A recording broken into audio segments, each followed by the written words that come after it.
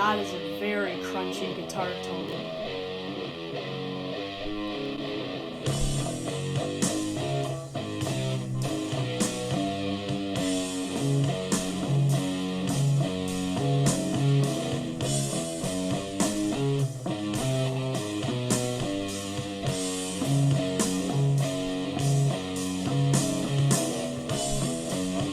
That is so, like, doomy good.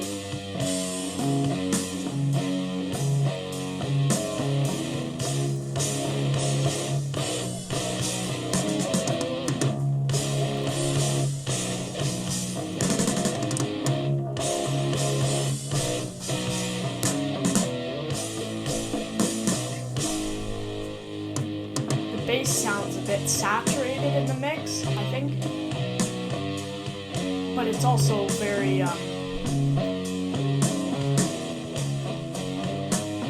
powerful.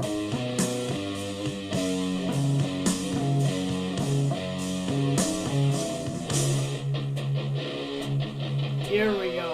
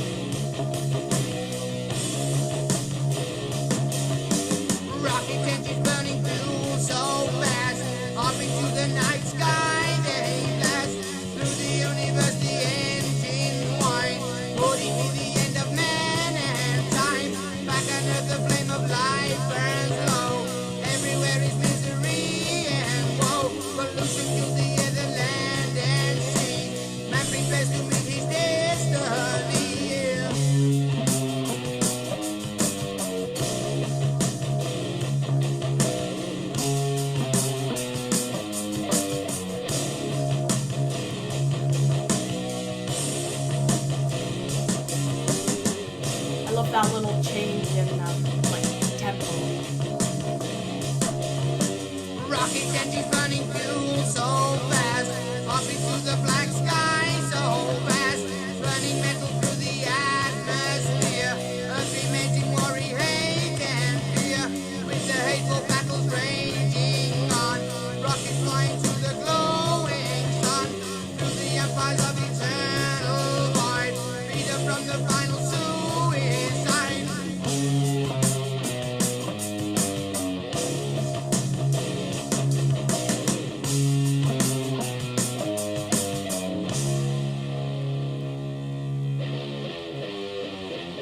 I also love the snare sound on this song.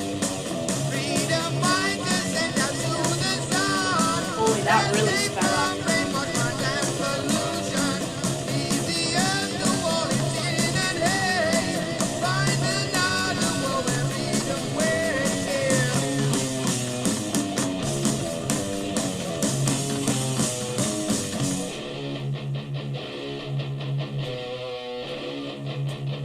Changing things up.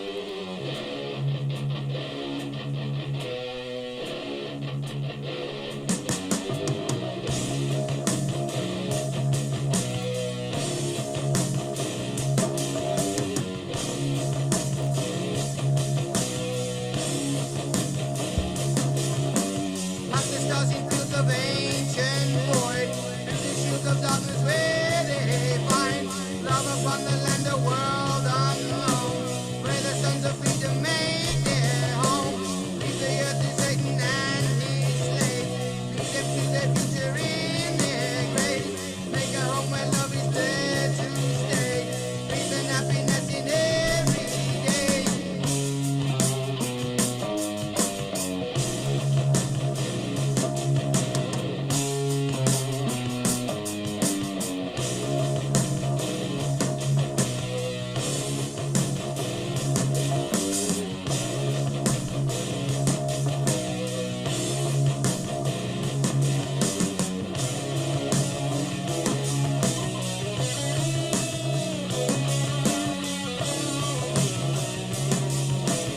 Another partially double-tracked guitar, just like Children of the Grave.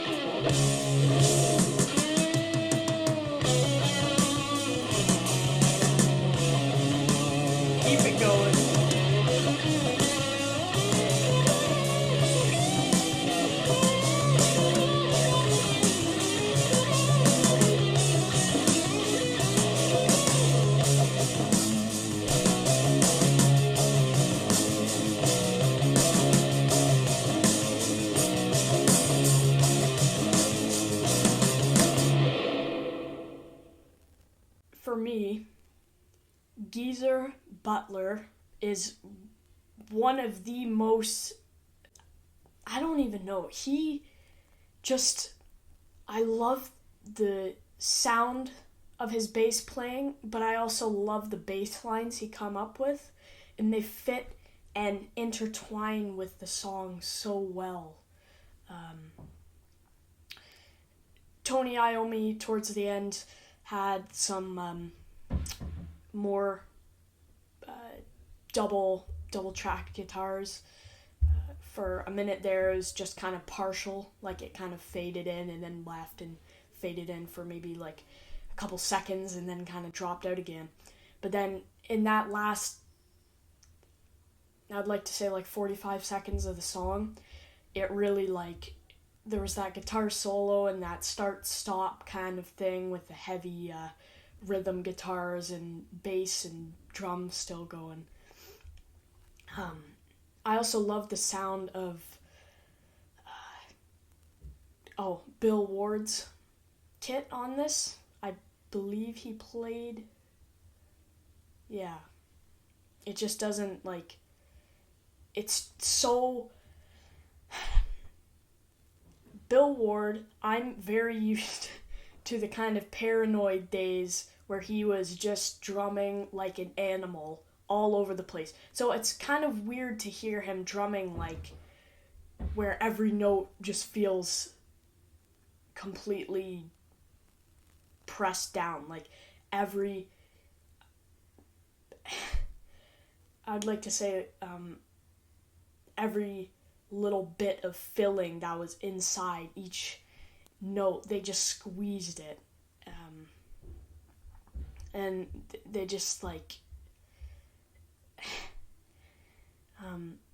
and for 1971, this was very heavy music. So, like, really, I'm kind of at a loss for words right now.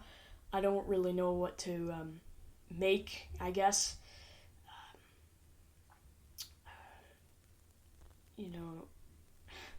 This is the part where I start, like, where I start saying a lot of ums and likes and things like that because I just thinking of finding the right words. But anyways, towards the end, I liked how they, instead of just ending it on one final note, they added a bunch of like, I would like to say like almost a reverb or like something so that it faded out, but there was so much atmosphere, it was almost like the air had to take a couple seconds to get sucked out of it before the song was done. And frankly,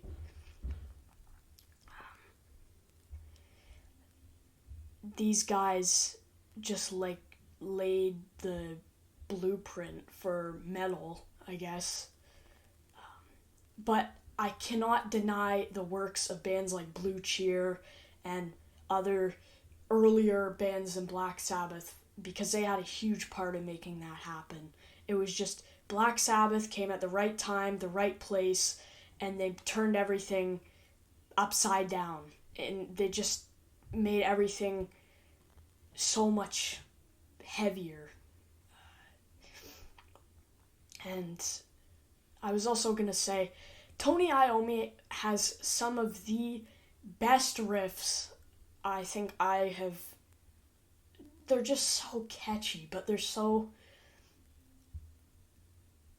fitting for the songs that Black Sabbath produces. I just love the crunchiness of his sound on his guitar. I mean, he got part of his finger chopped off, but even still, he was he was able to create some of, like, I don't even know, this might be a bit controversial, but some of the best metal riffs, like, honestly, some of the best early metal riffs, I would probably say, just to kind of distinguish a bit more. But anyways, really enjoyed that song. I almost wished it would have gone on longer, but yeah, so I'll see you guys in the next video.